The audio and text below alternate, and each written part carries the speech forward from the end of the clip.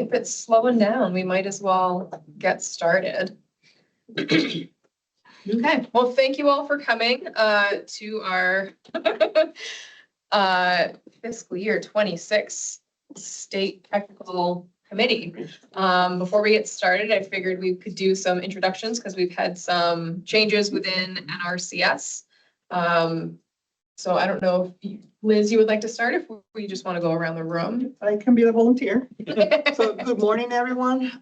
My name is Arelis Ortiz, but I go by Liz, L-I-Z, because it's way easier. You don't have to roll the R's. I'm the acting state conservationist here in Utah, and this is my second week. I am very grateful to be here. I'm looking forward to meeting everyone. I'm sorry if I forget your name. It's not personal. I can, assure you that, but I'm looking forward to getting to know everyone and working together. So I don't know if we want to go that way. Come on in. Come on in. On the front row. There's more chairs in the corner we can get down to.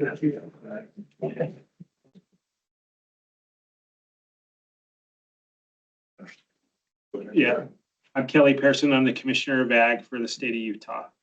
Glad to be here. I'm Troy Forrest. I'm one of the deputy commissioners here at the Department of Agriculture and Food. I'm Matt Philby. I'm the state biologist with NRCS. I'm Brian David. I'm the state agronomist with NRCS here in Utah. I'm Sarah Welliver. I'm the public affairs specialist for NRCS Utah. My name is Kit Quay. I'm the Assistant State Conservationist for Partnerships with NRCS. Good morning, everybody. I'm Garrett Fish, Assistant State Con for Programs for NRCS, relatively new into the role. If you all met or knew Travis Moat, I'm basically the same position as he is, or was. He's moved on to some other positions, so I snagged right into his old seat. So what is his new position? He normally would be in my old role. We kind of swapped. He's more internal management strategy is what we call it, which is more like our operations side, except he is on detail to Maine as their acting state conservationist. So we're going through a lot of, if you look at our agency as a whole, it's actings all around the world. Mitch Jenkins with Ducks Unlimited. I'm a restoration biologist in Box Elder County. Help out in Utah all over. Amber Brown. I'm the other deputy commissioner at the Department of Agriculture and Food. I'm Brandon Todd. I'm acting for Travis Moe and Chrissy's acting for me. So I'm with NRCS, just part of the group.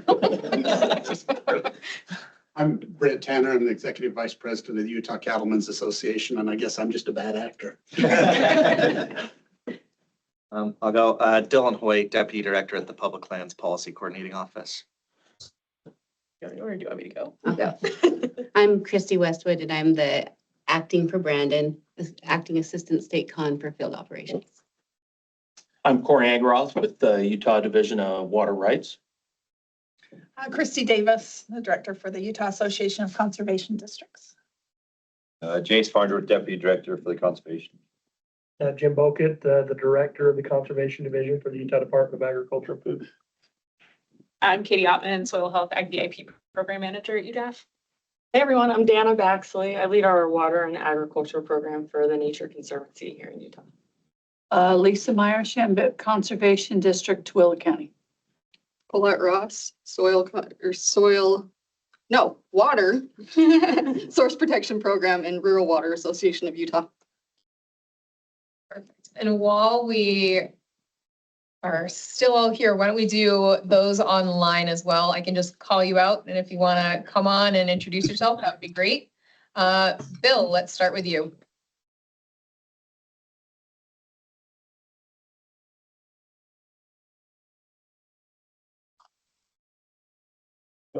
Bill Butcher. Oh, I think we lost Bill.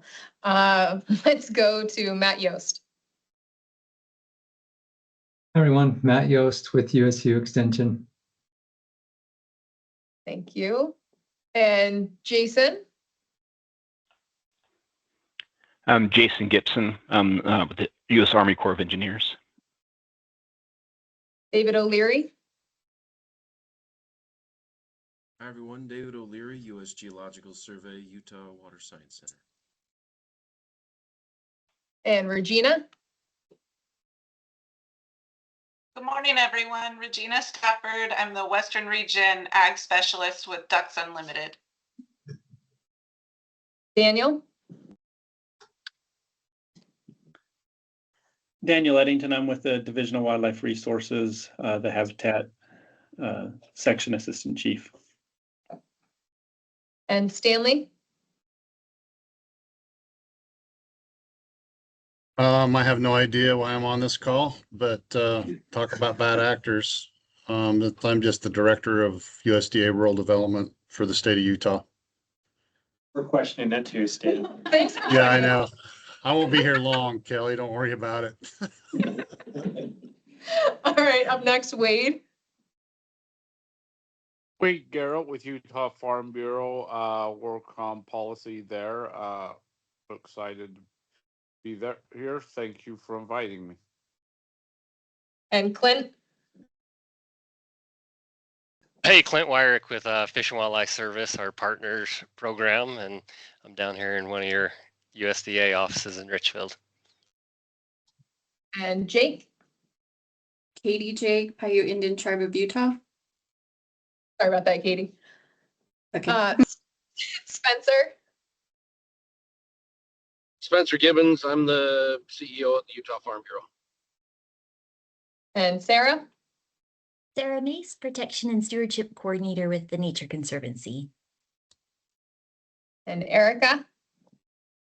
Good morning, everyone. Erica Larson, EPA Region 8, out of Denver in the Non-Point Source 319 program. And Jody?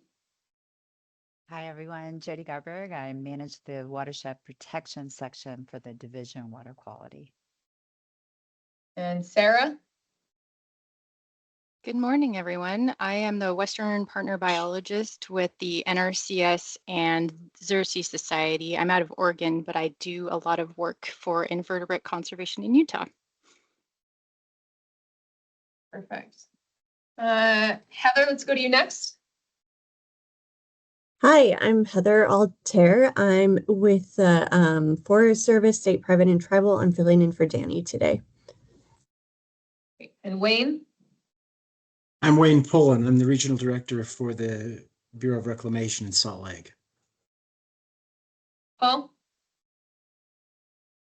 Everybody, I'm Paul Burnett. I'm the Non-Point Source Program Coordinator for the Utah Division of Water Quality. So I manage our 319 grants and state non-point source grants. And Gabriel? Hello, yeah, Gabriel Murray. I'm with Bear River Land Conservancy. I'm the Executive Director. And we already met Sarah. So let's go to Karina. Sorry, my eyes are terrible. Hi, everyone. I'm Karina Hebert. I'm a regional biologist for Ducks Unlimited in Utah and southern Idaho. And Bill, if you're there. Okay, I think I finally got my tech working. So I'm Bill Butcher. I'm the chairman of the Price River Conservation District. Great to have you, Bill. And Joel?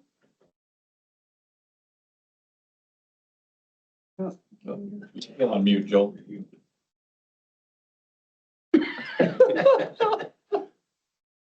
We're loving the faces you're making. Just pantomime it. You're doing great.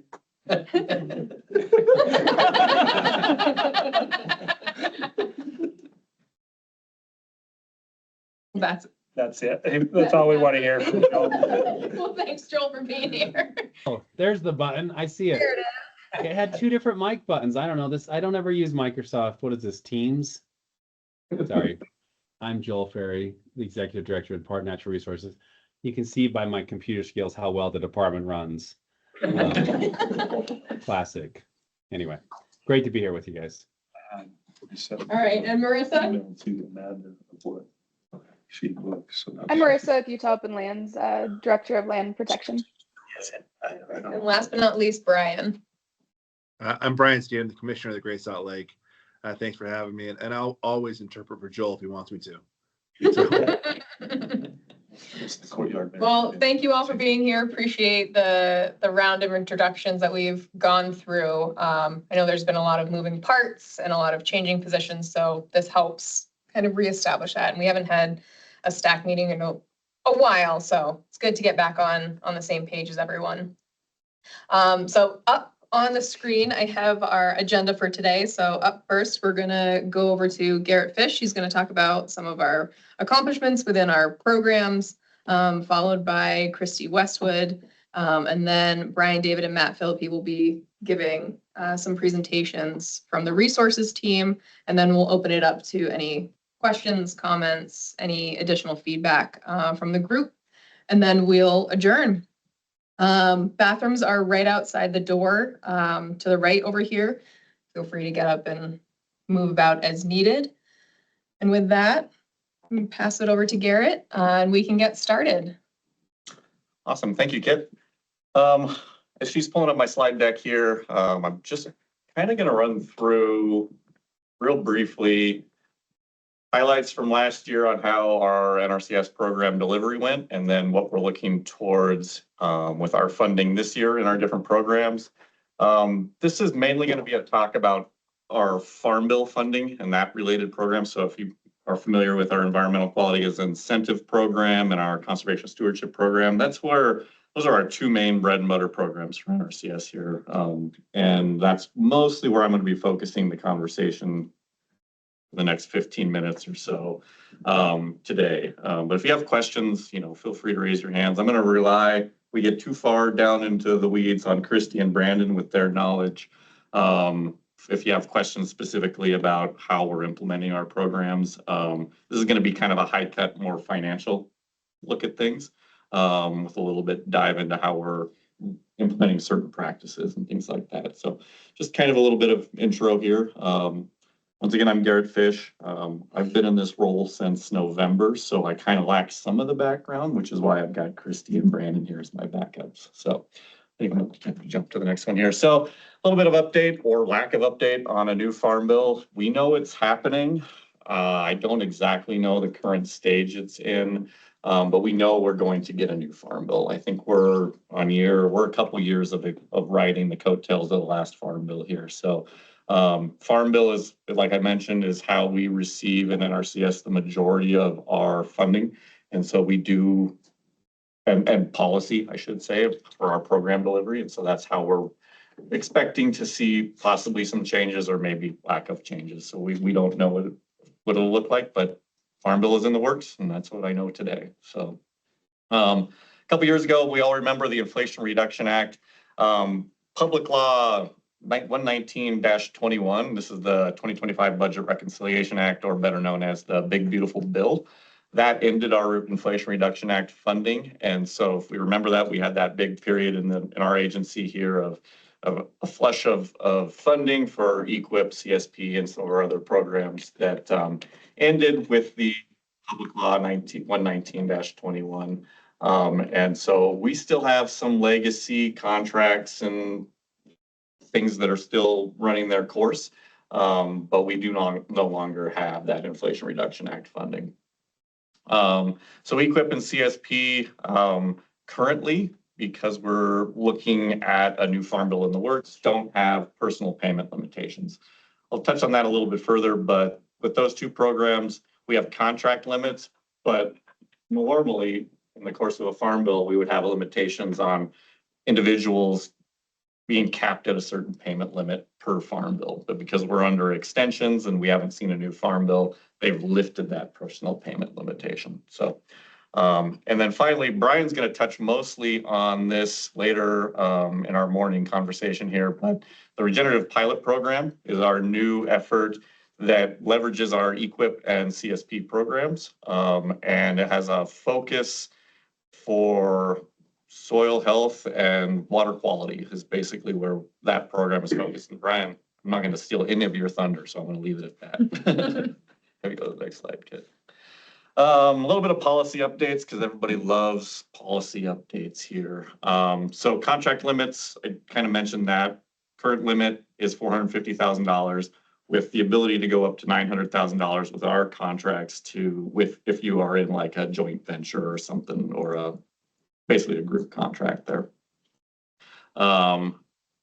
So the kind of interesting thing here is with the Big Beautiful Bill, AGI changed. That's the adjusted gross income limitation. So that's a Farm Service Agency determination. But that's changed now so that when FSA is looking at AGI limitations, if 75% or more of that entity, of a legal entity, meets that AGI threshold, we can still enter into a contract with them. Used to be we didn't have that ability, but now 75% is all it has to meet rather than 100% of that entity. Just something to be aware of. I'm not sure how many folks are going to be affected by this at this point, but it is a different way that a little bit looser limitation on the adjusted gross income there. Another update, which is I think is kind of maybe will be interesting to this group, but water management entities are now able to enter into our programs.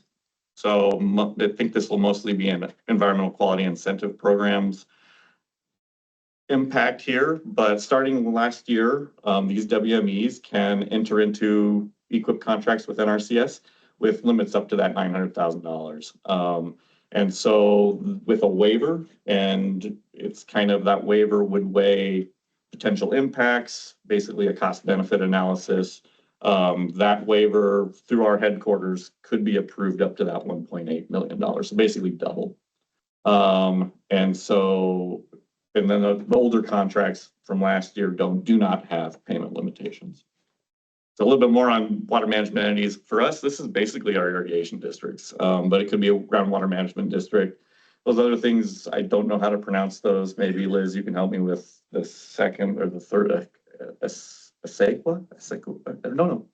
But this is the definition. Those things I think are in New Mexico and Arizona. We don't have those as far as I'm aware. But anyway, these are what water management entities.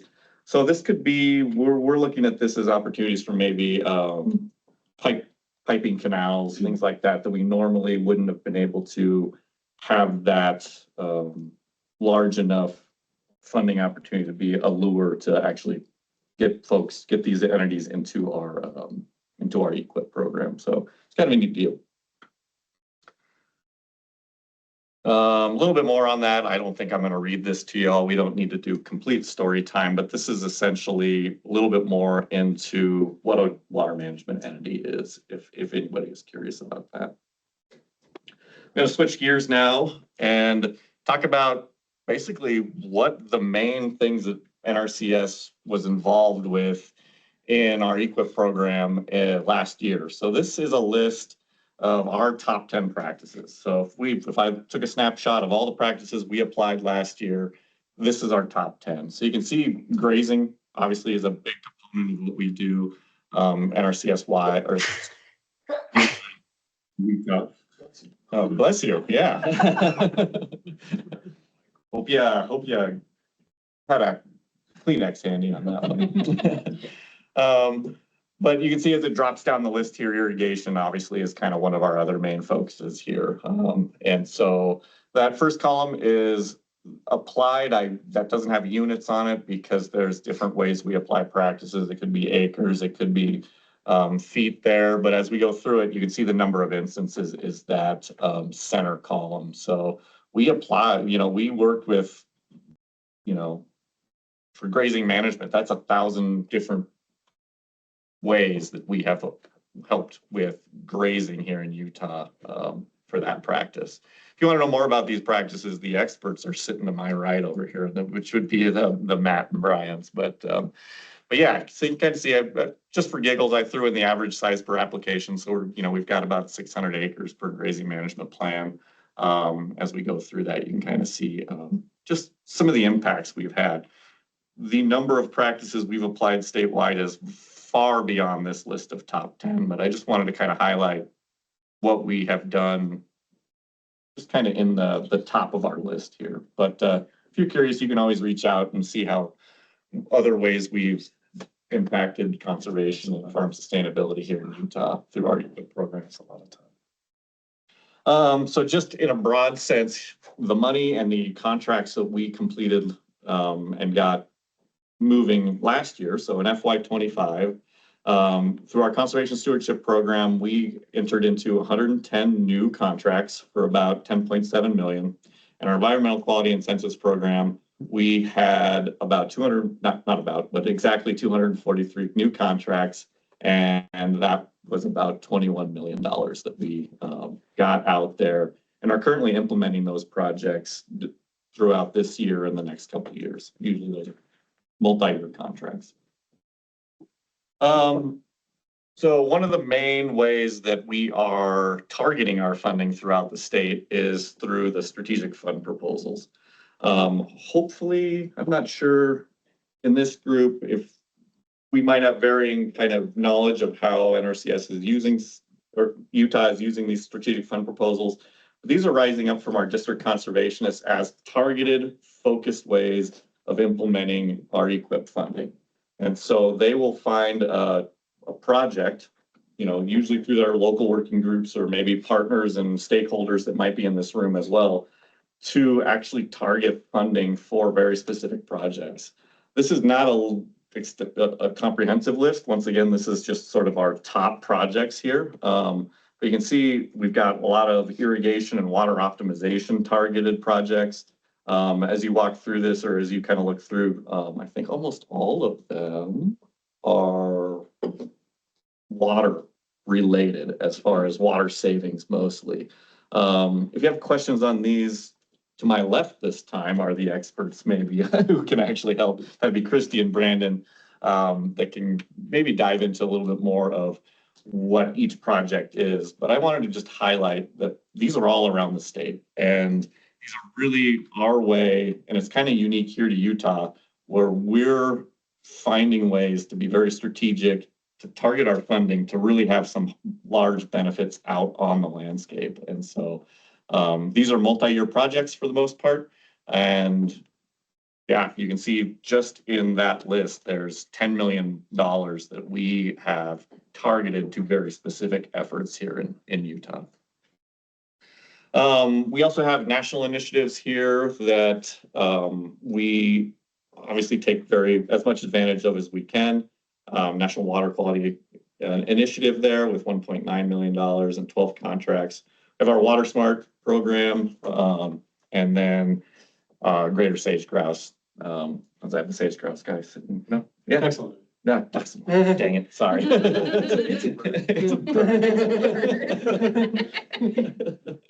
So you can see our efforts there on those initiatives. And then our state initiatives, these are initiatives that we champion ourselves here in Utah. We have our on-farm energy initiative, our organic initiative, and our feeding operations initiative there as well. So you can just highlighting where we're spending our money and the contracts that we are implementing under those efforts. Another one is that we I guess, get involved with here as our salinity program. This is in the Uinta Basin and the Price San Rafael. And this is essentially it's the salinity control program, if you're not familiar with, but it's to essentially keep salts out of the Colorado River. And so these are also tied to our EQIP program. You can see throughout those two basins where we are obligating those contracts. And typically these are irrigation related contracts. Moving to the future or the current fiscal year, you can see we have, now I want to kind of tie back. This isn't a quiz or anything, but you saw that we had I think it was 20.6 million in EQIP funding last year. What I want to draw your attention to is the lower right-hand corner of this chart. That is it's more than double funding we received this year. So through the Big Beautiful Bill and basically efforts through RPP, that Regenerative Ag program or pilot program, you can see we have quite a bit more funding here versus last year in our EQIP program. And these are all the initiatives, both the national and state initiatives that we are targeting this year with our funding. Matt's going to talk a bit on the big game migration, which you didn't see previously. That is new this year. And obviously the Regenerative Ag program, which is second on the list here. And we're allocating that at least $14 million there that Brian's going to talk about. But I believe the rest on this list, most should be familiar with, and we have done in the past, I believe. CSP, a little bit simpler chart here.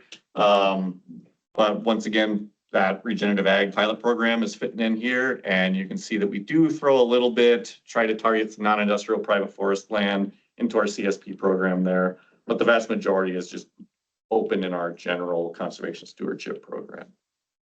There have been some changes on CSP this year. It's looking a little bit more like it's aligning how our EQIP program works. We no longer have what we would call enhancements to sign up for. They literally are the same practices that we would do in our EQIP program, but it's still targeting a whole farm aspect. So CSP becomes more like, how are we looking at the whole farm? Whereas EQIP tends to be a little bit more targeted to very specific items. And so that's kind of the difference.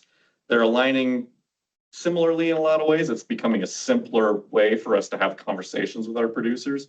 But really our conservation stewardship program still is targeting folks who want to address things on their whole farms, where EQIP is still a little bit more targeted. So just wanted to kind of highlight that. We're still doing some changes to our conservation stewardship program, but headed to the simpler and better way for us to implement conservation. So that's pretty much in a brief nutshell where we were in 2025 and where we are targeting our funding in those two programs here coming into this year, 2026, which we are already past halfway through. So yeah, currently, just to kind of close the comments before I open up for questions, is, in our normal process, we are currently pre-obligating contracts right now and getting ready to as letters are going out to our customers and to our farmers, whether or not they're receiving funding, and those conversations are happening now. So it's an exciting time of the year. It's where we get to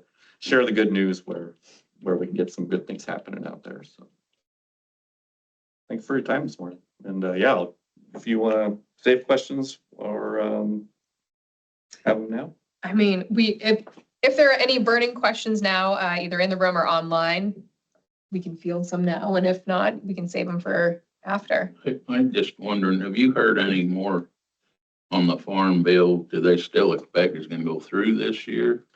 The last I heard, unless somebody contradicts me here, is that it was in process and there was optimism, but that's all I've got. I went to DC a few weeks ago and they had that lead Democrat and lead Republican on that committee come and talk, and they said they thought they'd found a workaround where they could get it through. So I was just curious if you'd heard anything.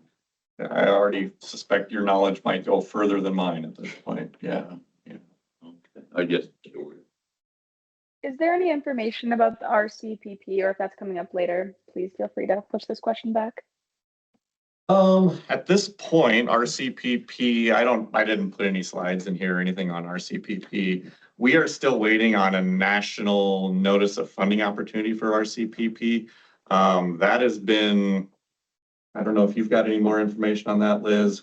Until that comes out, and I'm not sure what the format that's going to look this year, but that's what would trigger the next sign up for RCPP. And that, last I heard on that, it's still being held at our headquarters, and I'm not exactly sure the status of it. But as far as I'm aware, RCPP, which is our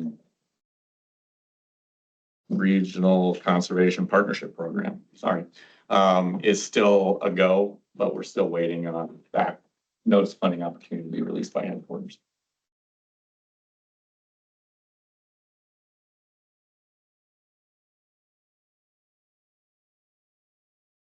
Okay, any other questions before we move on? Okay, hearing none, we'll go over to Christy Westwood, who will give an update for our field operations, if I can.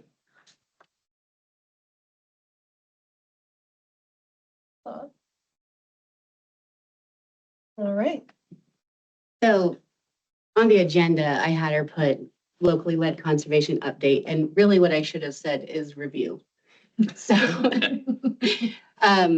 Locally led conservation has always been a key priority for NRCS. We just recently had some updated policy that just kind of reestablishes our process of how we're going to get the local voice into the priorities for the state.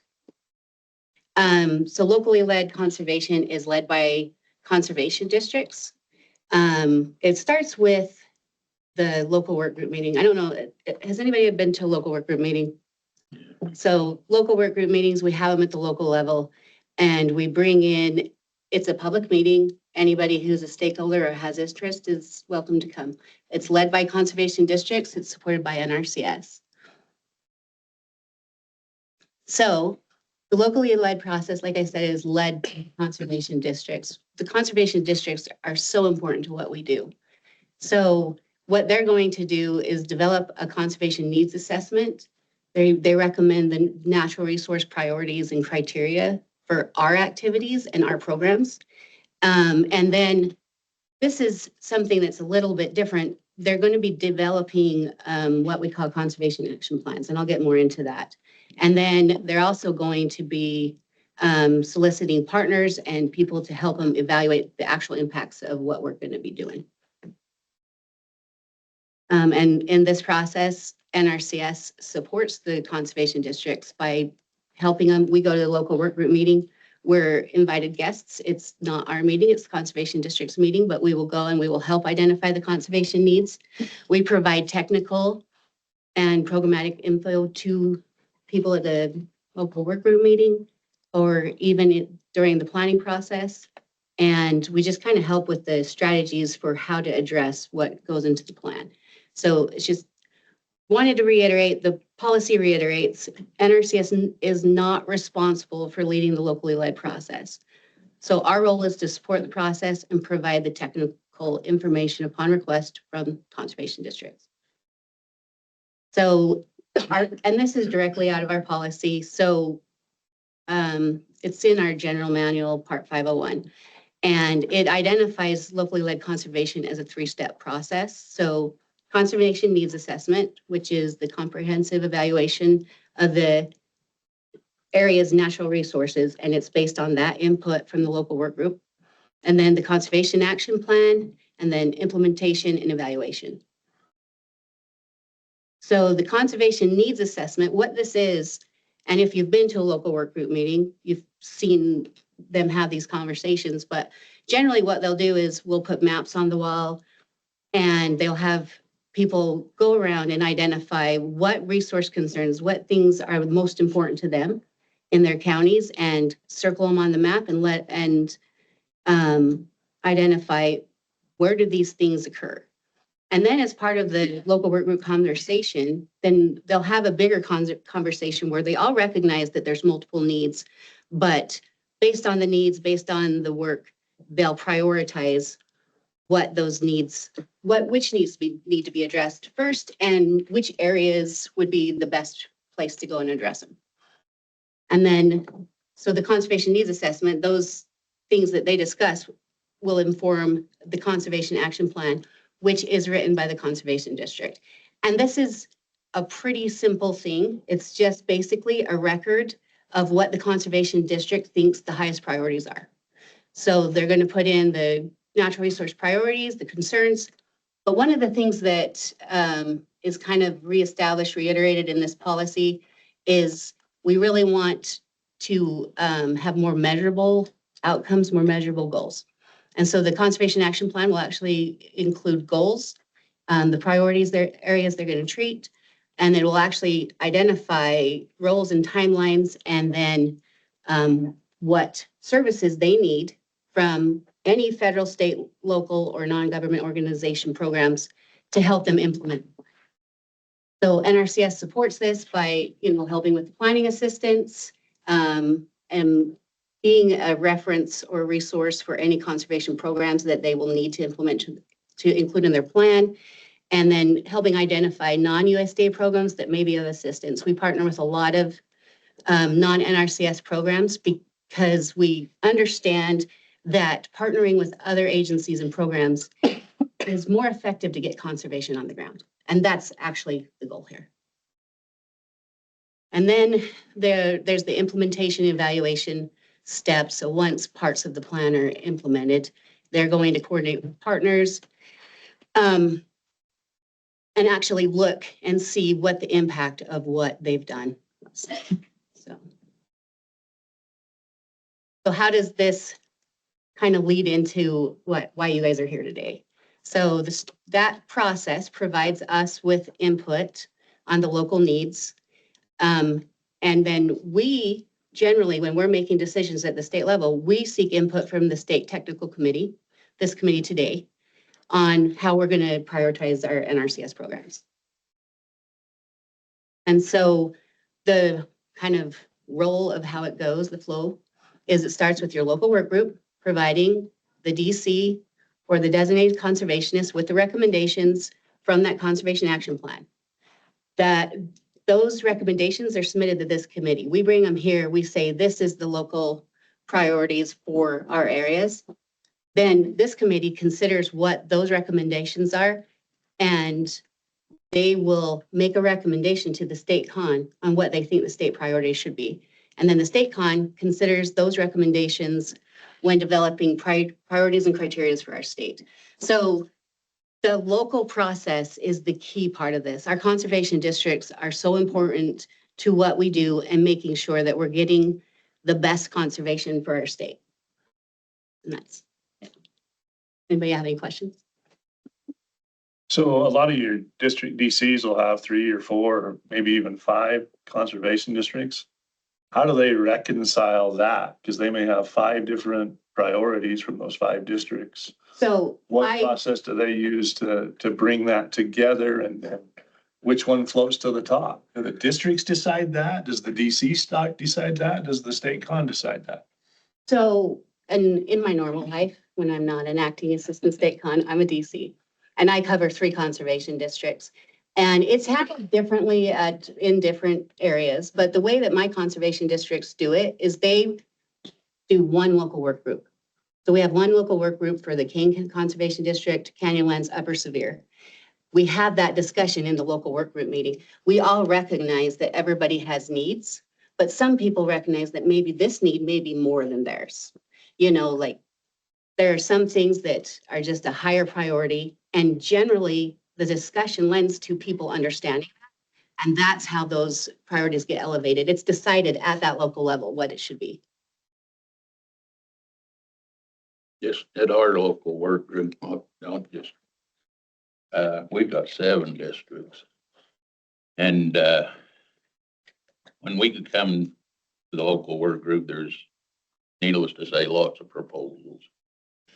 But we have got to where, like she said, we look at it, we see which one has the best chance of helping the resource concerns we're looking at, that partners may participate in, and we try to prioritize actually the percentage of money going to each of those concerns. And they stick pretty close. They report to us every year how close they stayed to those local work group recommendations, and it's pretty close to what is decided there. And I was actually going to mention, I forgot, you know, Garrett brought up the strategic funding proposals, the SFPs.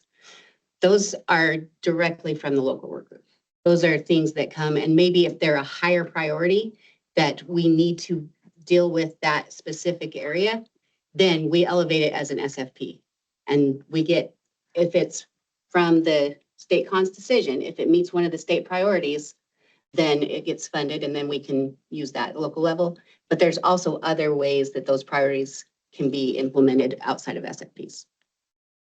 And I guess my other question is, I remember a day when the DCs actually came to the state technical committee and presented what the different local work groups had come up with, and we talked about it like you talked about in your slides.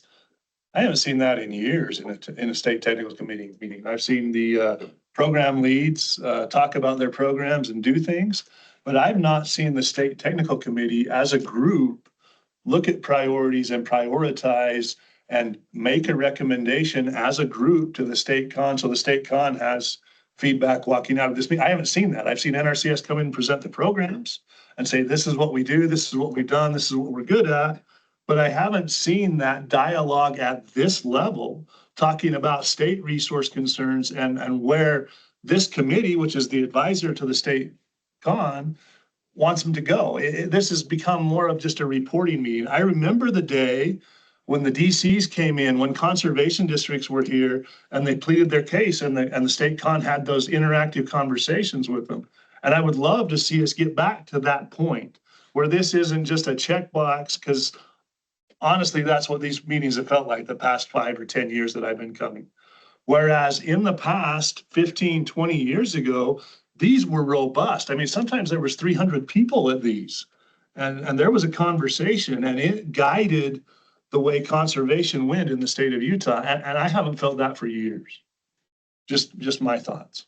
No, I'm gonna jump in. That's really good feedback, because we've been going over how we can reinvigorate STAC and figure out how to make it better. And so feedback like this is very helpful. So it's something that I should clarify is in my presentation, I said designated conservationist, which does not always mean DC. So as a DC of 25 years, I've never been to a state technical committee meeting, but we do have the people who are in my position who become the designated conservationists who will bring that information to this committee. So it won't be as, I don't know that you'll hear from every DC in order to, plead their case, but there is a representative of the field who will come and bring that priority. Well, and I guess I want it unvarnished. I want to hear it from the individual places so that I don't get an interpretation by a program manager that has a dog in the fight. I want to hear it from as close to the ground as I can get it. I would love those conservation district chairs to actually lead that rather than the DC. I want to hear from the grassroots, from the people, the producers. These conservation districts, they're the key to the local producer. They're to be their voice. And to me, NRCS has become more top down over the 30 years that I've been around it. And I would love to see it go back to its roots and be ground up. And I think that the structures in place, that's how it was built in the 30s with the New Deal, was for those conservation districts to drive conservation in their area. And for it to be very different in one part of the state or one state than it is in another state. But now it seems like we've got this amalgam of the NRCS. It's become this juggernaut. When I first worked in an NRCS office, EQIP or its equivalent would have had less than $2 million for the state of Utah. It was a conservation planning program. Now it feels like you're a contract throwing money thing program. I would love to see it get back to that grassroots, that conservation from the ground up deal. I would concur with Troy. When I started coming to these meetings, we filled the room with landowners and the people that were, implementing the programs. And as I look around this room, you're pretty much all government employees. To speak from the district level, they are starting to bring plans to us and kind of show them to us again. But we really don't have any. I mean, we look at them and we know what's going on, what the plan is, but we no longer stamp off on them. We no longer approve them, question them.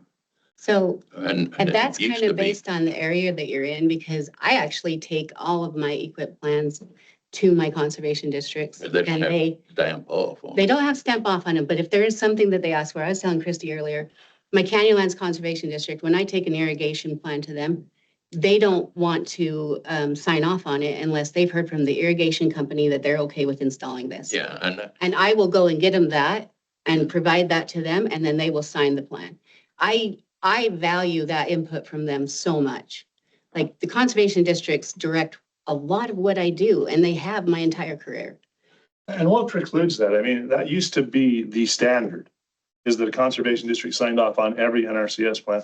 Why did NRCS go away from that? That was a key. One thing that did happen is in the, 2008 Farm Bill, it included something called the 1619 agreement, where we weren't allowed to take these to the conservation districts unless they were willing to sign an agreement that they would protect PII.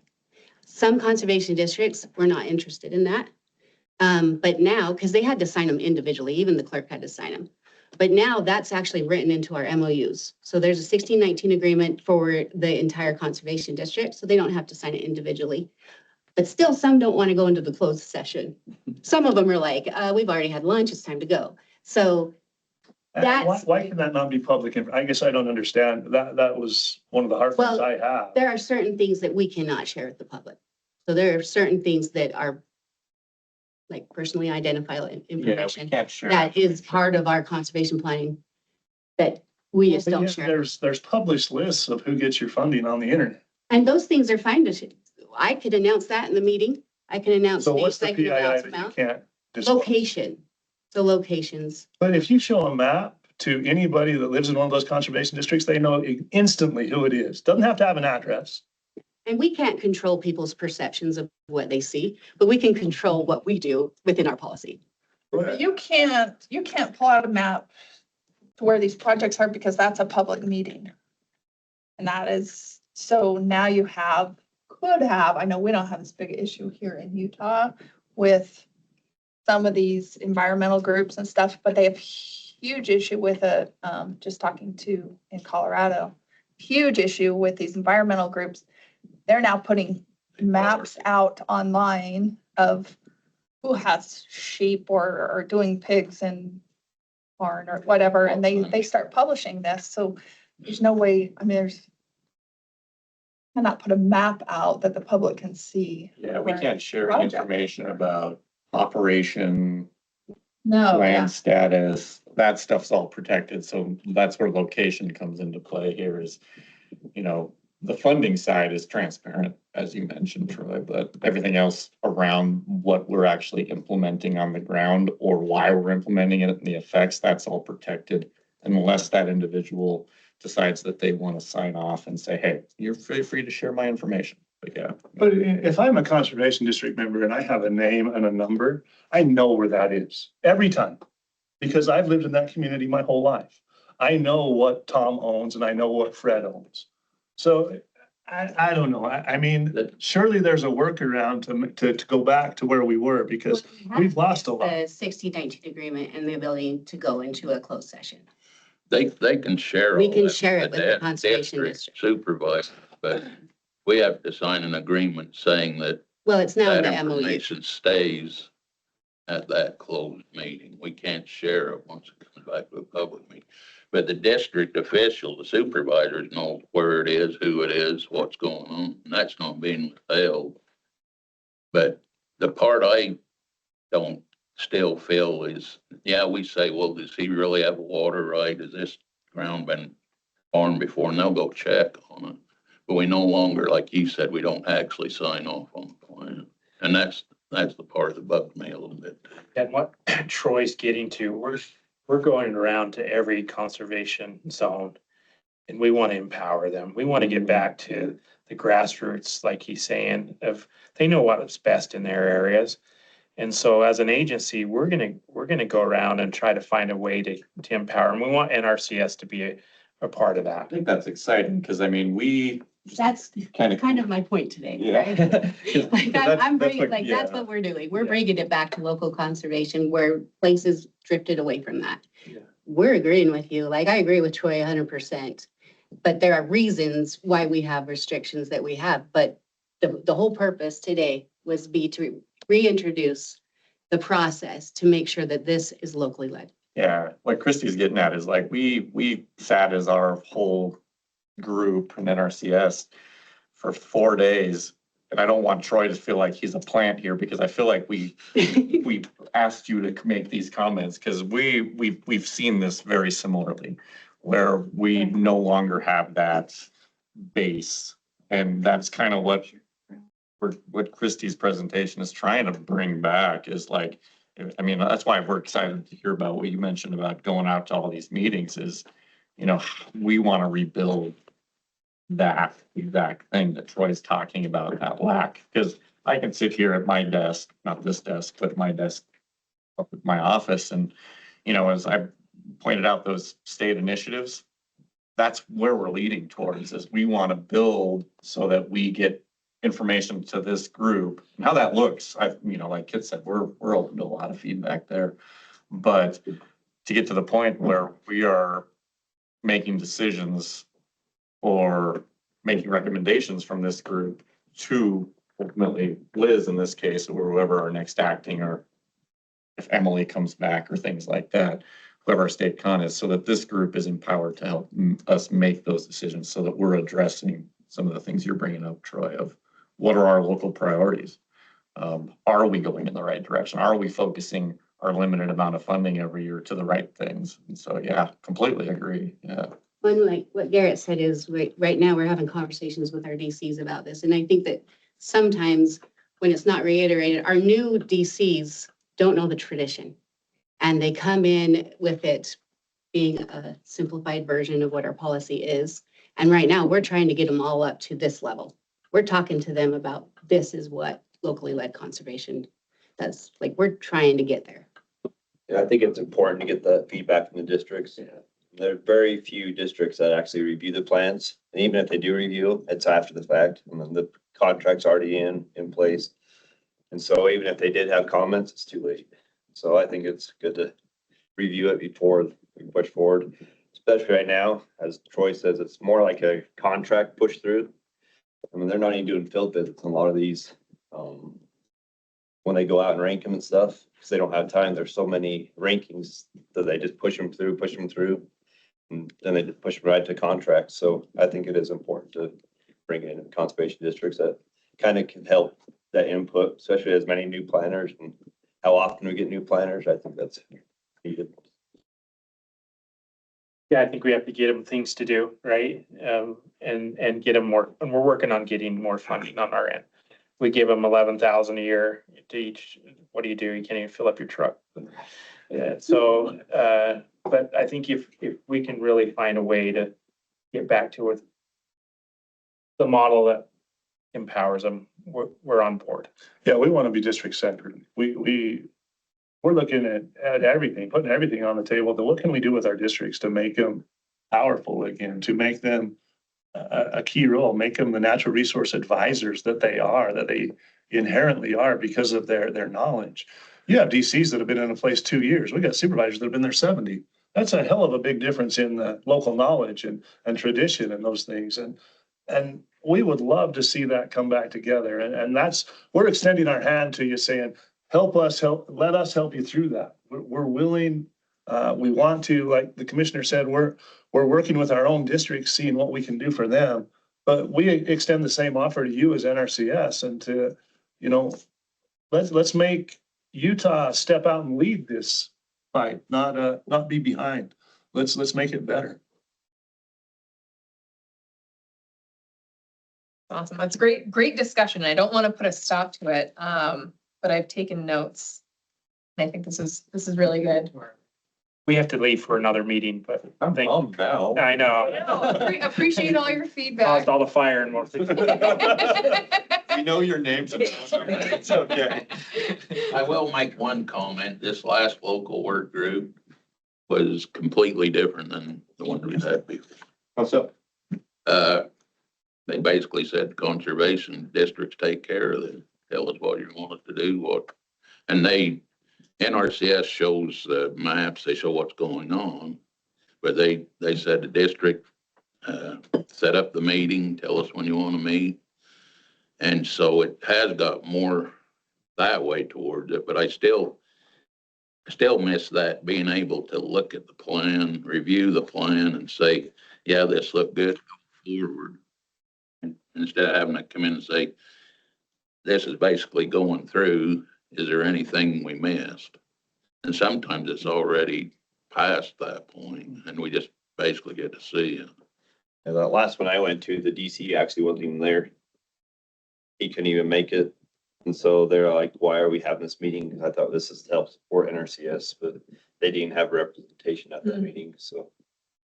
I would like to address one comment that you made that I think is a little unfair when there's a lot of people here that may not be as familiar with NRCS. So it is not a common practice for us to rank without making a field visit. And I know that you've probably seen that occasionally, but that is not necessarily how we do business. So I just want everybody here to know that we are still technical planners going out in the field. Yeah, it's not common, but you see, I mean, right now you got so few planners spread out. I mean, you're shorthanded as it is. And they're throwing all these contracts on them. That's what a couple feedbacks we've been getting. We can't even get out to the field. We can't go out there and actually see what's going on before we do the ranking. So that's why I brought it up. And I think the districts need to be involved, kind of help those planners. I mean, there's a lot of new planners out there. They're new to it. They don't know. They don't have the experience. And so I think that would help not only the plans, but it also help those planners develop that expertise too. So And what would that look like? as far as, Yeah, like I'm looking for ideas here. so like Troy said, they used to bring those plans to the districts, kind of help review and like, oh, that guy doesn't have water rights there, or that's not gonna work there because that's actually dry land or something like that. I mean, they know their areas, and so that's why that's how it's set up, is so they could kind of review those plans and help those plans go through. But When I first got on the districts, we reviewed every plan and we had to physically sign off on it. Say, Well- yeah, this looks good, go ahead. When I first became a DC, the districts prioritized my rankings. Yeah, they did. and I think we've gone away from that, and so, and I'd love to get the districts more involved. I've been pushing now to try to get some of these districts that haven't even seen the plans for years to bring it back. And they have been bringing them, but like I said, it's after the fact, contracts out. So even if they do recommend a change, it's kind of behind the game, so. Would you all be interested in if we formed subcommittees to try and bolster this effort? We'd be basically looking for a, Where do we put it in the calendar? I would be interested, but it would depend on how often the meetings were and how much time. It's one of the ideas that we have had when we've been looking at, how can we make STAC more of a formidable thing and not just a check mark? Is if we have subcommittees to really tackle these issues, to bring them. And if there's interest surrounding that. UDAP would be interested. Like, say, if this is the initiative that you're going, we don't want to just be a member, but we want to partner with you on it. But we want to do it side by side. We don't want you to feel like you have to take the full thing. I did, like I said, this has been something that's been on our radar for quite some time, and even, you know what, I'm going to tell you right now, there's been a lot of districts that haven't been toeing the line either, and I think maybe we need to have some hard discussions with them. Like I said, if their concern is lunch and getting lunch, it's like, well, that's not why you're there, and I think that there needs to be some hard discussions and maybe some ideas thrown out on both sides. But yeah, we would definitely be interested in partnering with you on that. yeah, one of our goals is definitely. Yeah, go for it. Sorry.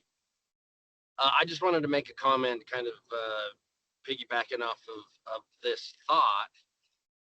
I love the conversation of figuring out how to reinvigorate those conservation districts across the state. The one thing that this is just an observation, and I say this very carefully because there's no offense intended in this next comment. But Jim talked about, some of these conservation districts, they've been there. Some of those people on there, it feels like they've been there my entire life. And that's not to say that's always a bad thing, but it's tough for people who are really, really interested to want to go to a meeting where they don't take care of the business. Just, so I think we need to be realistic in terms of, our organization, we try to work with volunteers and get them to meetings and have them show up and be engaged and finding the right people that will show up and have the energy and the time and the interest and all of those things. There's a secret sauce to that, and I still haven't figured that out. But I just want to put that comment out there. There'll be a lot of work just in those districts to help them understand what their role is again, from my perspective. So We've been trying to do that for the last how many years? Well, It's tough. it's tough. it's not a criticism to anybody. It's just, I've just watched these volunteer groups wane in their interest in lots of, and I see it in my organization in a lot of things, but I just, realistically, I want to approach this with with eyes wide open as well, as we try to figure this, how to crack this nut. So We need to make the district meetings important again. That way they'll want to come to be involved. I think that these plans getting pulled kind of away from it. That's why a lot of the attendance gone down. They don't feel it's important enough to go to those meetings. So I think if you could build that up again, you'd start seeing stronger districts and more involved. One thing I've seen that motivate, and I didn't get introduce myself. I'm Mike Larson, president of the Utah Association of Conservation Districts. But the one thing I have seen that really invigorates a district is when they get a project that works. If we can find something that each of those districts can do that works and they can see it's working, it makes all the difference in the world. But how you get that project for each district, I don't know. Well, something that, like, again, I can only speak to my area that I work in, but a lot of times like if we're doing a project that's meeting within the district's priorities, they'll try to partner at the level that they can. So $11,000 a year to operate isn't much, but so for instance, soil health it's a big deal across the state, but my districts have embraced it and they're promoting it. They do soil health workshops, that kind of thing. I went to them with this RPP program and it's focused on soil health and they're like, how can we be a part of these projects? So we bring them in as much as we can.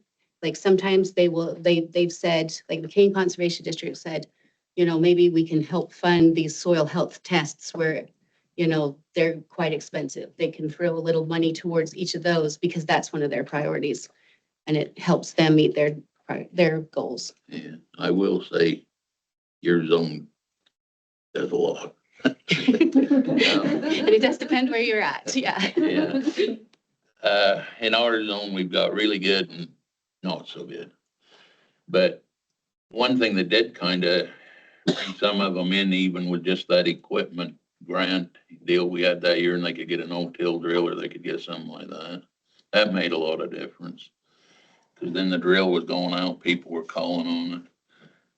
Unfortunately, in our district, what united us is our river got listed.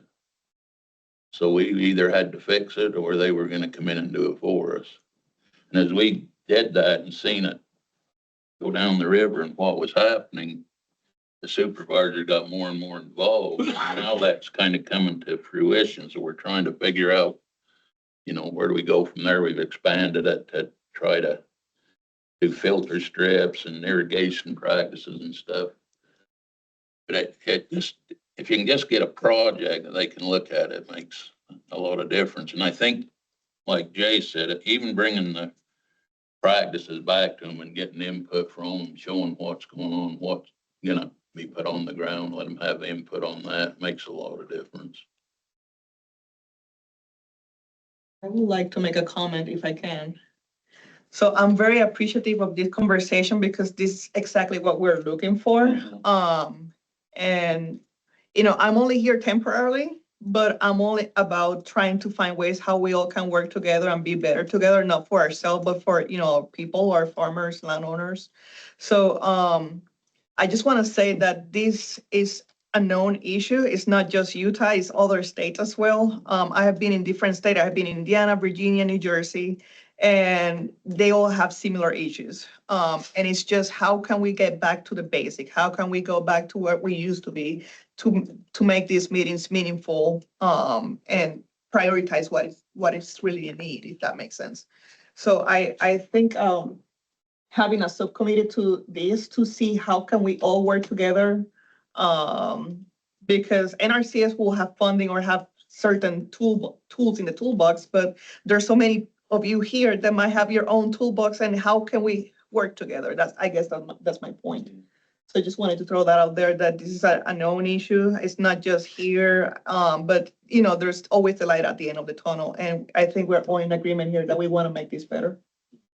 And, that's kind of what I was talking about. And I think it's very exciting that you guys are wanting to support us in this.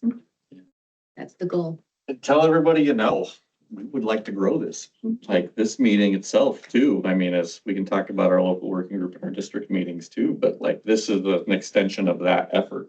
Like this, I would love to see us have to book a much bigger room at some point. Well, they used to. It used to be a huge deal. Yeah, if you have ideas or thoughts or want to continue the discussion, message me, email me, Kit Quay, or Catherine Quay, and we'll get the ball rolling on this. It sounds very exciting. Just in the interest of time, I want to make sure we get through all of our talks. Sorry, Kit, I just had a question. Yes. We got into this other discussion, so I didn't want to interrupt that. But back on the conservation action plan. You've been a minute ago. Sorry about it. Anyway. I just had a quick question on that. Is that, and I do appreciate because you said that they're going to create these and bring them to the stack. So I think that's super beneficial for everybody.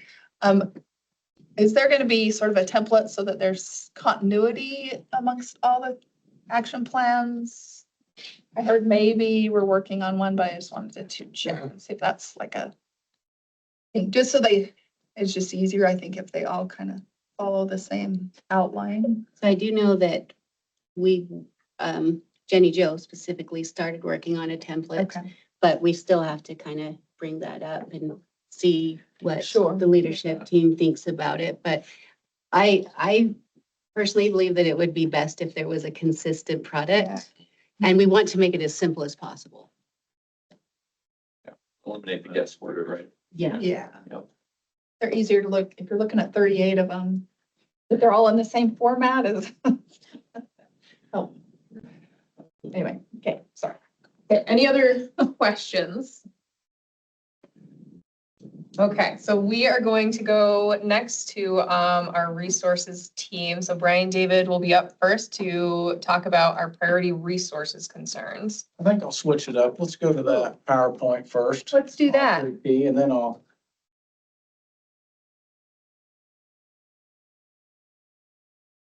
All right, take it away, Brian. Okay, so Regenerative Pilot Program. This was a new program that's, it's nationwide. There's $700 million that they put into it. This is a little blurb about, what it is. It's a regenerative agricultural. This is the definition of the program. Regenerative agriculture is a conservation management approach that emphasizes natural resources through improved soil health, water management, and the natural vitality for the productivity and prosperity of American agriculture. The RPP program is farmer first. It's outcome based to conservation designed to return the agency to its core mission, helping people help the land by addressing the whole farm resource concerns through the support of this regenerative pilot program, and then implementing those conservation plans. This website that was there, that'll take you to it. There's a blurb on there, the chief, that she talks about this program, gives you more details, talks about some of the core primary practices that are involved in it, gives you a little bit more update on it. So these are the requirements, the whole farm assessment. There's a list of primary practices. So you have to either be doing one of those already or implement it as a new practice. The other one is the soil health testing. And I have some slides on that goes into the detail of what that is. And that'd be nice to have some help. They was talking about with some extra cost share and maybe some people that can help do those tests, pull those tests. And then these are all 5-year contracts. EQIP, I think you could go up to 7 years in it, but we used to like to try to get an EQIP contract done as soon as possible. This RPP one, it has to be 5 years. They're 5-year contracts. Our CSP, they've always been 5-year contracts. Back in the old days, they used to be 10 years. So, that next slide. So what is a whole farm assessment? There's been a lot of offices across the entire nation that have really struggled with what is a whole farm assessment. And we've had multiple trainings on this. Because it's different. This program works in CSP and it also works in EQIP. And those two programs have different requirements. So the EQIP policy, you can do a subset of land under the control of the customer. These can be separated out. The planner works with the producer to determine what that whole farm assessment is going to be. You know, they could have multiple farming enterprises. They could have row crops. They could have an orchard. They could have a livestock operation. Those could all be separate assessments. You know, those could be separate operations. Own land versus lease land. Maybe they couldn't get a 5-year lease on their lease land, so they wouldn't include that in this assessment. For CSP, it requires all the land and it's been this way for years, even before RPP came out. This was every ground, every piece of property that farmer operated, had control of for 5 years. That's what we would have to assess. And I don't know if very many people have experience with these programs, but if you have, you'll understand more what I'm talking about. Next slide. So this is the primary practices and then the required activity. And then it also lists the land uses that they're eligible. So conservation crop rotation. Here in Utah, that could be a wheat, corn, alfalfa rotation or a corn alfalfa rotation. So that could be a practice that a producer is already doing. So that would be an existing practice. Maybe they haven't done much with nutrient management. So that could be a planned practice, but you have to be eligible for this RPP program. You have to have at least one of these, either planned or existing. And then on top of that, you have to be willing to do this 216 soil health testing. And it has to be planned for at least 2 years. You can do it for more than that, but typically we're going to have it done at the beginning of the contract and the end of the contract, because with that practice, we want to try to measure what soil health improvement we've made. And so it takes time to see that. Those typically don't come about in 2 years. I've got a question on the soil test. They told us that there was only 2 or 3 labs or something like that. There's only a handful of labs that can do the testing for that. 2 of the closest ones for Utah are probably in Nebraska. The Ward labs and the Regen lab do the testing for them. Hopefully there's a place in Logan that if they get set up, if they get through their, get put on the proficiency testing, they get certified for that by submitting soil tests that have to fall within a certain criteria. There may be a place in Logan that can do them too. So, but you're right, it's a limited amount they can test for. How extensive is that testing on a contract? Very expensive. It's pretty expensive test. When I've looked, I got some information when I pull it from Ward and Regen, because you have to do with this, and I'll get into a little bit of better detail. You have to do 3 tests. So one test is 3 tests. And by the time they test for all of that 3 different times, it's about $350 to $400. And so then you got to pay somebody to, ship that. That's just to test it. That's not the cost of even getting it shipped to the lab or having a qualified individual collect all the samples. Roughly how many tests would you do on a contract? Well, if you did it 2, if you had one at the beginning and one at the end, that would be 6 tests. Be just a single sample. You're not doing like a group of 10 samples to begin with and 10 later. The way it's set up, the way this 216 is set up, it's you go out here in one spot, and I've been suggesting the state that we do the problem one. That way we get some benchmark data, and we know what that soil in your area is capable of. You know, so we'll pick something like a fence row that hasn't been disturbed, you know, and we'll pull a sample there. So you'll do, that's going to be one test. And there's going to be 5 core samples that you pull out of that and mix together to make that one test. Is that Then you'll for go, fields?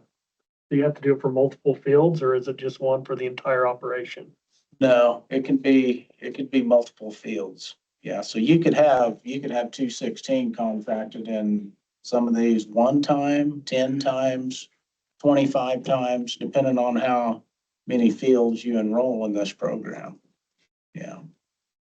So. But it And then- is, and then you would- each sample is a composite sample of multiple. Yeah. Okay. So the one test for 216 would have 15 subsamples in it. Because there's gonna be 3 tests in each hole. You're gonna, within 20 feet of that test, you're gonna dig 5 other, it'll be a total of 5 mixed together. That's sample 1 for the problem area. I took you down a rabbit hole, sorry. Other area, say a good part of the field or someplace that you're wanting to look at, and you'll do 5 cores, pull those up. And these are not big tests, you know, they're like 2-inch by 8-inch deep, or something you'd use in a soil testing probe.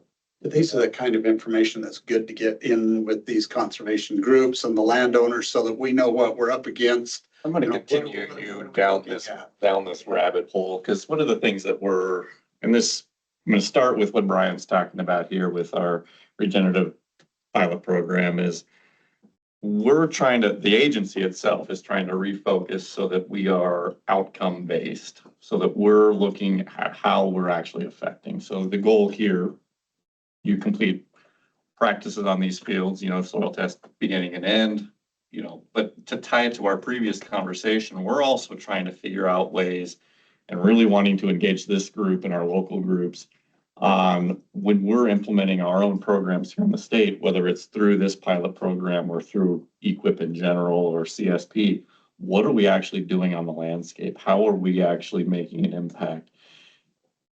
Those are all ways or things that we're looking for input from, greater input, you know, in the topics that Christy has brought up here and that was the attempt with our strategic funding proposals, is like, we have these very specific ideas around the state, and we kind of embrace that holistically with our districts, with everything that we're bringing information in, so that we can really start to understand and represent the impact we're having out on the landscape.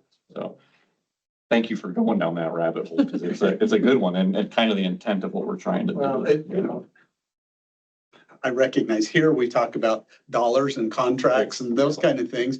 To a landowner, it's, okay, what have I got to do? You know, where do we put the shovel in the ground kind of Exactly. thing?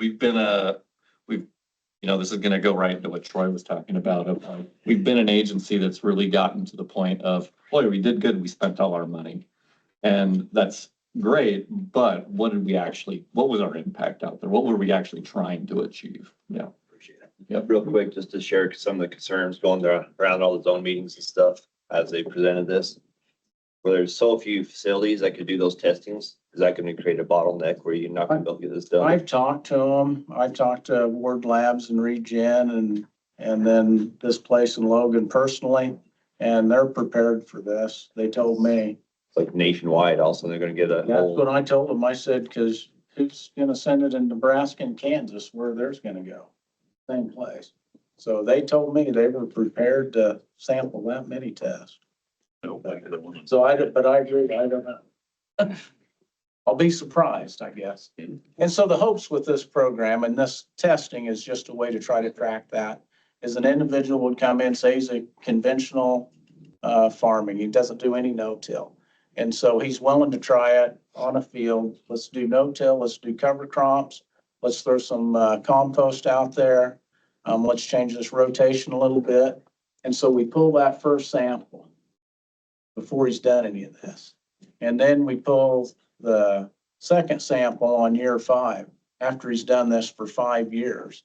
And so our hope is that that second test would show some of these improvements. We would start getting towards that area in the field that we haven't done any disturbance, that fence row. How close can we get it to those numbers? That's kind of what we want to see. So I think we could go to the next slide.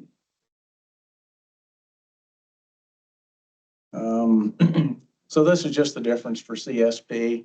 For CSP, you have to address all the resource concerns on there. And you have to meet all the soil and water resource concerns on a land use, on one land use. We're back for EQIP, it was just one field. Now we got to meet it on at least one land use, whether that's crop, pasture, or range. And then you have to be willing to do at least one practice on one field in that contract. So it's pretty simple.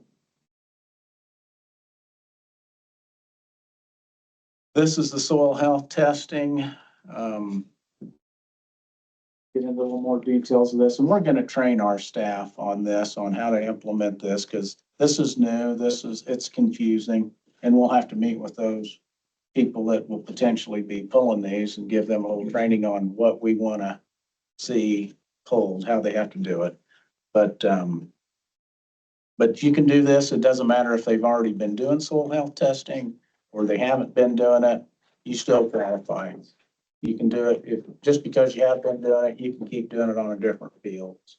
And then the test is located on a website. Anybody that wants to go read what the details are of this, you can Google SEMA 216 soil health testing. Make sure the one you pull off the website is that one that's dated 1/26R. They've had a revision to it. This practice has changed every year that it's been out.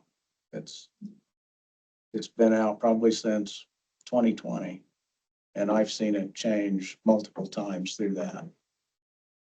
You know what they're paying on that? Just so, last couple of meetings I've been to, the districts want to help, but they don't know how much to look forward to. Well, on what I would look at it on it is, they'll start seeing when people come in and doing the bid on it. I think what we paid, it left over on one of them about $80. If you just did the basic, it left over $80 only for a person to collect the 15, the 3 core samples, the 15 holes they dig, box those up, ship them back to whoever they're going to have tested, get that information back and write a little report about what that meant, what the results was, and take that into the producer, and then they turn it into the NRCS office. They only had $80 left over to do all that. So not a lot. So that's where they'll be wanting to try to help them out, Jace, is the shipping, what NRCS pays will pay for all the tests and then some. But they're gonna need help with probably finding somebody to go out and collect that, like an hourly wage or just a flat rate. You know, it's obviously gonna be different if I only have to do one field for a farmer versus if I have to do 15. So. But we'll cover the cost of the test. They just have to get the. Yeah, so I think collection and shipping and the report writing would be where you would be collecting most of where the districts would come in for that. The requirements for this program, what do you have to do to be a qualified individual? Every SEMA has different qualifications for what those might be. And so this one here, you can be a certified crop advisor. If you're one of those, you're in. If you're a technical service provider for this practice 116 and 162, you meet the requirements. Very few states have the TSPs. I know Utah, I don't think we have any TSPs for 116 and 162. There's a website, you can go look and see if we have any or not. The simple one here is the associate's degree or higher in agricultural, soil science, with at least 2 years of experience collecting samples.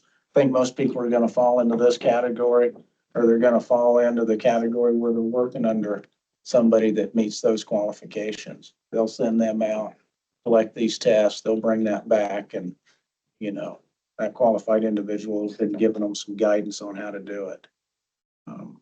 So that's kind of the requirements for this. Next slide here.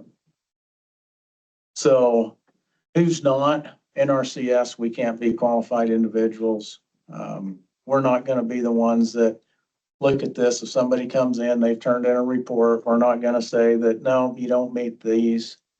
We're just going to take your information. You're going to tell us, you'll tell the producer in NRCS which category you met. And we won't be maintaining a list. It's too hard to maintain a list of all the labs that are certified that fall off the list, that come on the list.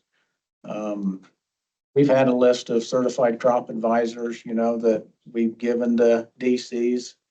I don't know, that's just a list. I don't know how many people are still on it or how many new people got on it. It's too hard to keep something like that updated. We're just going to trust that who they use meets the qualifications for it. I think that's it on the RP, on the SEMA. Do you want to jump? And I back could in? do separate, if you guys want more information on that, I can go down I got a whole PowerPoint on just SEMA 216 alone, so. And then let's pull up the Excel file. So the resource concerns, hit that tab down there, the very first tab at the bottom. So this is the list that we had for 2026. The resource concern categories, the category is soil. The resource concerns that fall underneath that were soil health and soil erosion. And the list that you guys have to pick from, that you can make suggestions from, is over there in the yellow and green. The yellow is the category. The green is the resource concern. If there's anything that you would like to add to the list or take off the list and substitute, we can take that information here today. And when we update this for 2027, we'll have that on it. In the green, that I don't have the resource concern components opened up, but underneath those, you can see what some of the components are, but really we just have to be concerned with the resource concern itself. Is there any on this list you guys see that are in that green list that you'd like to add or substitute? We try to include as many as we possibly can.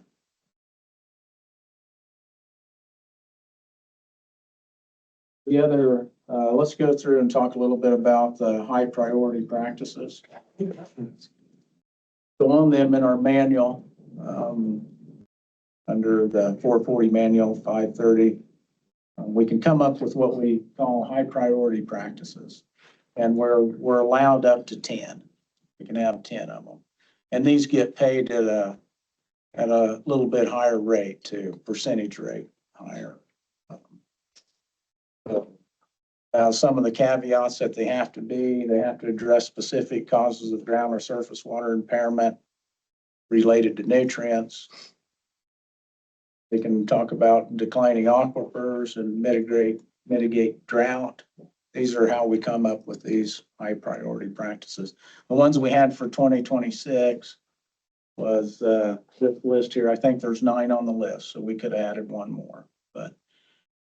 And some of the tools that we use for these, like we have conservation practice physical effects for every one of our conservation practices. It goes through all those different resource concerns you've seen on that previous tab, and it gives you a rating on how well they address that resource concern. And we use that a lot on determining which practices would float to the top, would be the best bang for the buck. to address those. So we do use those. And then the other tab across the bottom is source water protection. There's not a limit on these. This is the list we had for 2026, but they're practices that would be used for protecting sources of drinking water, air quality or water quantity issues. And we have, there's polygons on a map that show where these source water protection areas are for the state. So, and we use those in a lot of our rankings also, you know, to identify those when you're talking about certain areas. This other list here, that's just a list of, to give you an idea of what I was talking about earlier, those conservation practice physical effects, something for sediment, nutrients transported to surface water. These are some higher scoring practices that address that resource concern. Some of them on here you'll see fall under more than one category. You know, they not, if they're good for that, they're typically good for sheet and rill erosion and maybe aggregate stability.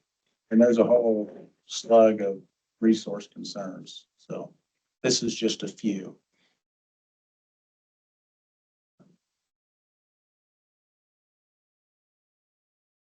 This is kind of what Christy was talking about during your local work group meetings. You look at areas here of where we can fix them. Where do we want to prioritize? What are the resource concerns? And then this is how we develop rankings, put funding to those, select practices that we want to use to improve. That's all I have. Any questions or comments for Brian? Okay, we will. Somebody's gonna give Brian a hard time. Yeah. You're gone. Okay. All right, so we'll go to Matt Philippi next. Do you want to start with the flyer or your presentation? Okay. There you go. All right, so I'm going to talk about the Migratory Big Game Initiative. So a little bit of a background first. It started in Wyoming in 2022 as a pilot program. It was very successful, and the main reason it was so successful is because of the partnerships they had, especially from the Wyoming Fish and Game, along with other partners.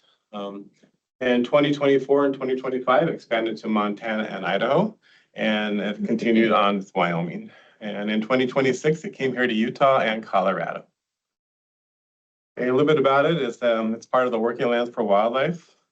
So under the Migratory Big Game Initiative, NRCS helps the farmers and ranchers conserve, restore, and enhance working lands that are important to migratory big game populations. Okay, some of the priorities and objectives are to maintain the connected landscapes that provide diverse seasonal habitats required by migratory big game animals. We wanted to also address the resource concerns that negatively impact the quality and quantity of their habitats.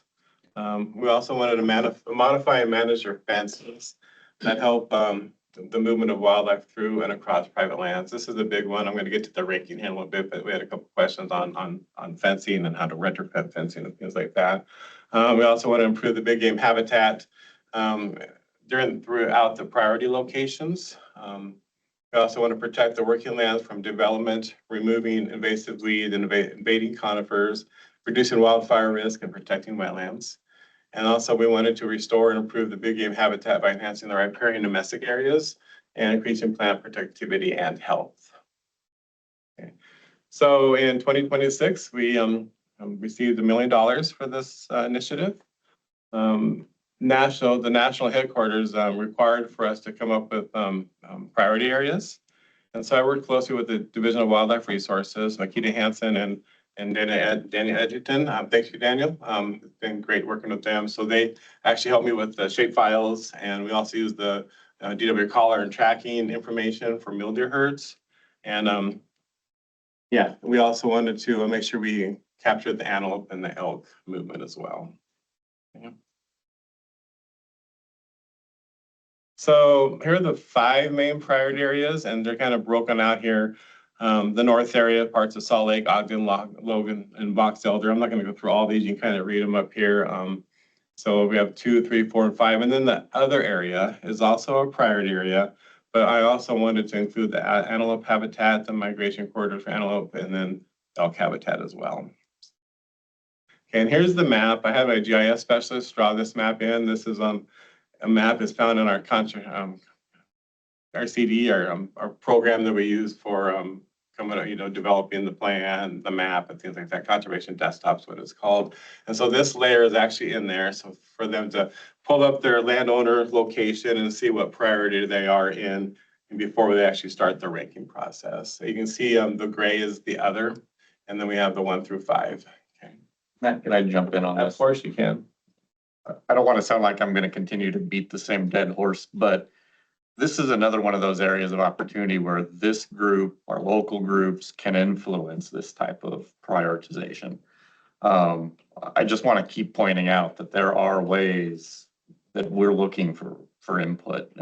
What Brian talked about with our priority resource concerns, the priority areas, these are within our control to be open to influence from this group, our local working groups, everything like that. So I just wanted to keep highlighting and, like I said, beat that dead horse that we keep circling around here. So hopefully that's making sense there. Yeah, this is a great point because we actually requested for this to come to Utah in 2026, but with the new administration turnover and the shutdown and this and that, we had heard it was coming to Utah, but we weren't sure how much money we had available and this and that until like the last moment afterwards. And so we actually had to make sure we had everything in place so we can start letting the producers know about this program. We provide some outreach with our fact sheet that I'll show you here in a little bit. So bringing this to the conservation district this year was difficult because of our timeframes and everything. However, this is going to be a program that we're going to hopefully have in the next 5 years or however long they're going to give it to us, that we can actually maybe approach the conservation district more and can come up with prior areas as well. So that's a good point. So, okay, let's go into the next one.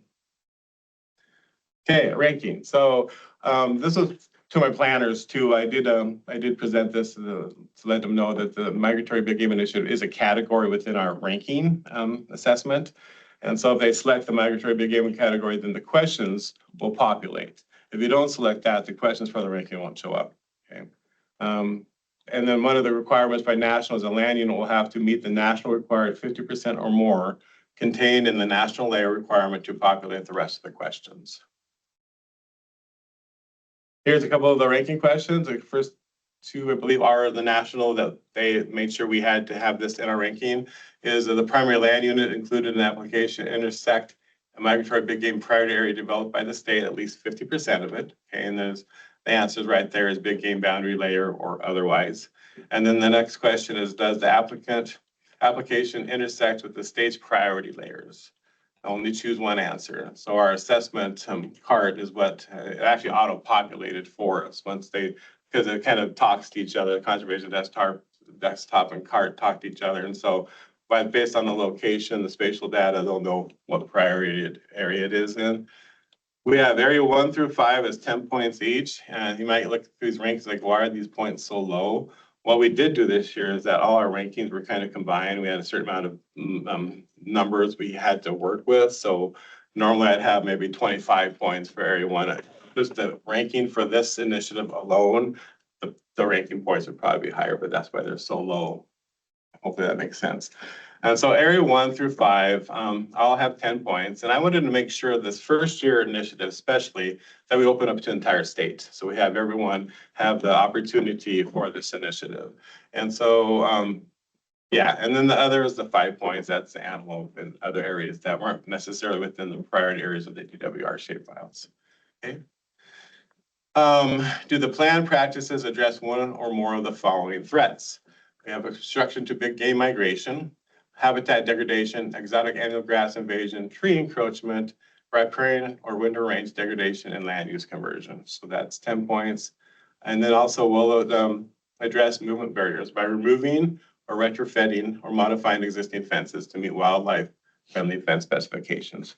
And that's a big one. And that's the one they used a lot in Wyoming. They actually promoted this program through fence removal, make sure they're wildlife friendly, retrofitting the fence and things like that. So that was actually a very, it's actually a very popular wildlife fence question. Okay, next one. Will this project address resource concern that will improve the WAG score? That's a wildlife habitat evaluation guide. From benchmark to planned.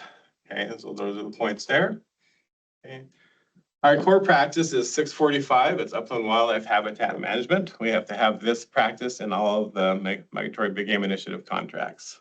Okay. That's really the only main criteria for this as far as being eligible. Like RPP had some specific themes they had to go through. This is basically, hey, we have to have this as a practice. Okay.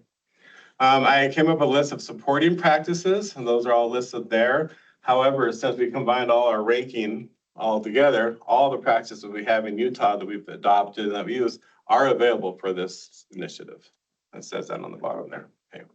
Geez, oh geez. There we go. We're going. Sorry about that. Now go back to, there we go. A little bit about our wildlife habitat evaluation guides. This is a policy that requires the planners to consider wildlife in the planning process. And so this is done by a couple of different ways. We have our CPA 52, and I actually added more notes since it's not on there. It's actually our NEPA document. It's our environmental evaluation that we have to fill out for all of our projects.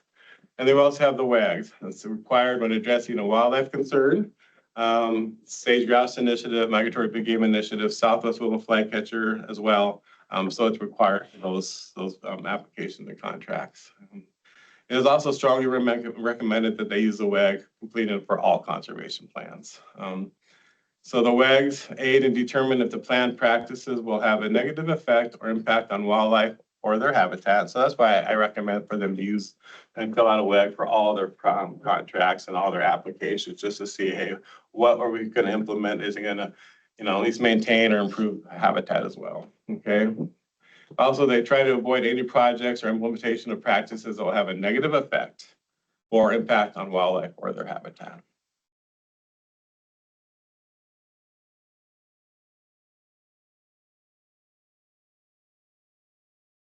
So a WAG must be completed for all the migratory big game contracts. And also, if these also fall within the sage grouse management areas, a sage grouse WAG must also be completed. And this goes for all of our programs. If we're doing an equip that's falls within the sage grouse management area, but it's not like funded by a sage grouse initiative, they're still required to fill out a sage grouse WAG to determine, to make sure it's not being detrimental and having negative effects for habitat. Okay. The WAG must show an improved score from benchmark. Benchmarks are initial inventory. We actually go out there, identify, take some data, we lay out transects, determine actually what we have there at the moment on time, the benchmark. And then on the WAG, you actually say, hey, this is what we're wanting to plan. This is what we want to go from benchmark, to a plan that will improve the condition of the habitat. Different types of WAGs for this initiative are the elk, mule deer, pronghorn antelope, and the sage grouse. And then there's also others that we can actually use, like the riparian WAGs. I just developed this last year, a whole bunch of different forest type WAGs, rangeland, and others. Okay. And so I got these numbers actually yesterday afternoon. I was trying to get them for this presentation today. So we actually had 86 applications for the Migratory Big Game Initiative. I thought was great for our first year. And now we actually, it looks like we're going to approve $1.1 million. This is our first round of ranking as well, over 6 applications. Okay, so actually we were able to have some good projects out there, 6 out of 86. I talked to Liz about maybe seeing what we could do, maybe requesting additional funds. If not for this year, definitely I want to try and request more funds for next year. That's what Wyoming did. They started out kind of conservative, which we did, and now they're up to $5-10 million that they request for this initiative. Okay. So what's in those contracts, Matt? I mean, that's one thing I do. $200,000 a piece. That's a good question. That is one thing I do not know yet. I have not had access to that, and I'll get that to you. But I haven't been able to look at that. I just got the data yesterday. They went to the rankings was a Friday or whatever. The deadline was just not long ago. And so these are the pre-approved projects. And so that's something I could get to, but I'm sure. But in general, can you? Yeah, in general, there'll probably be some fencing, removing fencing, making wildlife friendly, fencing, maybe some brush management, thinning of maybe heavy overdue sagebrush sites, range seed would be a big one. Livestock, grazing management is huge because you want to do also livestock watering facilities, improve grazing distribution, things like that. Weed control is another big one. So basically, there's a lot of the ones that we have on our rangeland equip projects will also fall with this as well. So, but I was hoping to get that too by yesterday, and I haven't. I just was able to barely get these numbers. So, but I'll keep you posted on that. No, you can't identify different applications, but are these scattered around the state? I do not know either. I'm assuming they are with 86 applications, and we did promote it pretty well, even though the short time frame we had. I'll show you the fact sheet here in a moment. And actually, the DWR was really good. They had several presentations that they gave through the Sportsman's group that was here in Salt Lake City, and this and that, and they actually promoted this initiative for us as well. And the way that they did the funding, it was at a state level and then went down to the teams. And so those are spread across teams. Okay, great. So it's probably 6 different teams. Okay, which is cool. So, yeah, and we were looking at our workload and our staff and everything, but I would like to request more funding if we can, but we'll see what happens with everything. Anyway, I think that's the next one. There's my contact information. And then questions. Before we get to the questions, well, do you have any questions real quick? And then I'll show you the fact sheet real quick. So. Yes. So if a popular practice is removing fences and soil health wants you to add fences so you can do a better rotation, it seems like it's contradicting itself. Have they looked into that? When you're removing fences, now the livestock, obviously it helps with the migratory animals, but now the livestock is a little bit more We have without control. virtual fence now, which is also Well, that's what it's got. Are they using? Fence is an option under 382, which is our fencing practice, and actually grazing management, which is our 528 practice. And so that's very possible. And actually, we've actually had really good interest on virtual fence, especially interior fences. And I've actually seen a lot of them that do have the virtual fence with prescribed grazing in them. Yeah. Like that is being widely used right now. But it also could improve, I mean, changing from a wildlife unfriendly fence to a more. Exactly, retrofitting your fences. So So yeah, there could still be livestock fencing. exactly. Just So you can still have fences to make them wildlife friendly. Just if you have cows. Train your cows better. They come up that little fence. Talk with those cows. We also have a practice called the obstruction removal, which is our 500 practice, and that's actually to remove the fences that aren't wildlife friendly and put in wildlife friendly fences as well. So there are options that way, but that is a good question. In soil health, we would probably be using temporary electric fence. Yeah. To bring in grazing on a crop field. We try to stay away from putting a permanent fence on cropland, if we're not gonna change the land use. But I like your question because I see you doing both, right? Yeah, I can see you doing both. She's really good out on her property. She's really innovative of different ideas, and I think it's great. So, yeah. Any other questions? Okay, let's hope the. I'm raising my hand online. Oh, I can't see it. Sorry. Yeah. I just want to know where Matt got those photos of red deer. That in Utah? That was probably a stock. Yeah, stock photos. We used to have a huge, more of a better selection of some of our photos, but now they've limited us where we can find some photos. So I got some legit comments though. Just come to me. Come to you, okay. But Matt, it's kind of cool to see this getting off the ground. I appreciate you including our program in some of these discussions and also working with Makita and the Migration Initiative. It's been really good for her to reach out to some of us like you, Matt, and myself. So that's really cool. I wrote a few notes here. I think you kind of touched on what I was going to ask. How much money been, I guess, spent in Utah? You answered that. How many contracts? What are in the contracts? You just answered my virtual fence as a practice question, so thank you. Yeah, sagebrush removal is something I just kind of wrote down with a question mark. I mean, is that on the table for some of these projects? I know that's kind of, it's like the sage grouse thing, but I It think is. sometimes it gets overused in the name of, yeah, anyway, It does. Yeah, it does. And you gotta be careful. Mule deer winter range as well, and sage grouse winter range too. But a lot of times you do your line point intercept data, and if you're over 40% of sagebrush, and there are places maybe to thin it out, make more mosaics, things like that, kind of open it up for other vegetation to grow. So it is a good tool to use in situations, not in every situation, but yeah, it is available. And then I was going to ask, and I think you answered this in there, but I'll ask it anyway. Your priority areas are numbered 1 to 5. Is that indicative of all of like importance 1 to 5, or is that just a label?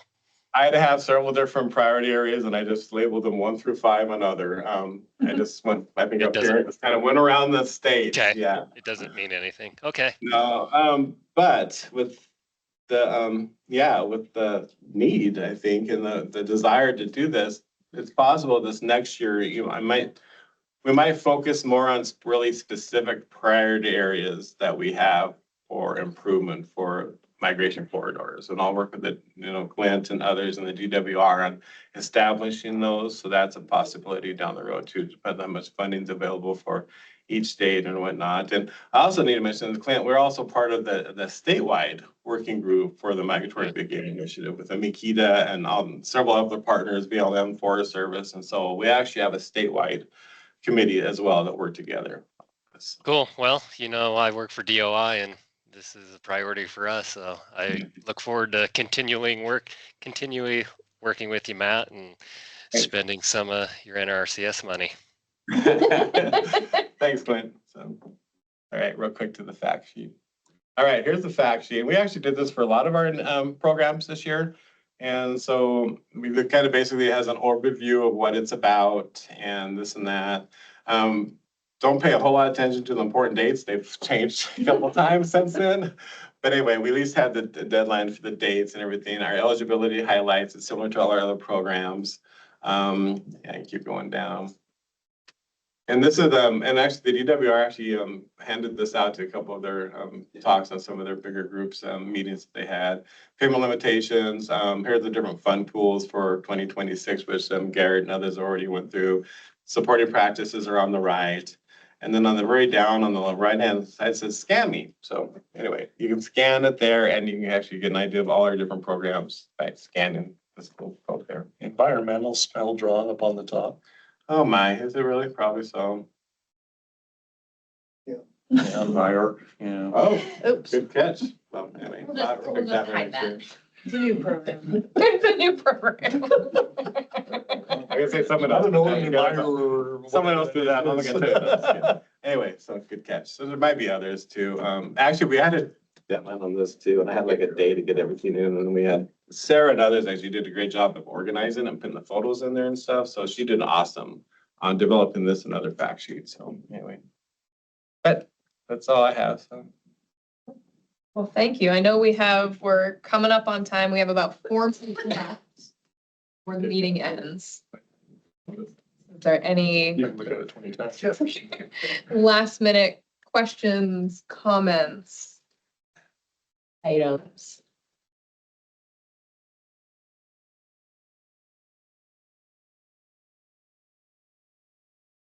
All right, well, thank you all. Appreciate your time, your comments, your feedback.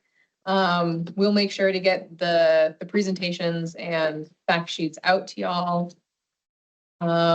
If you have anything that pops up, feel free to contact me. And until next time, thank you for your time and have a great day.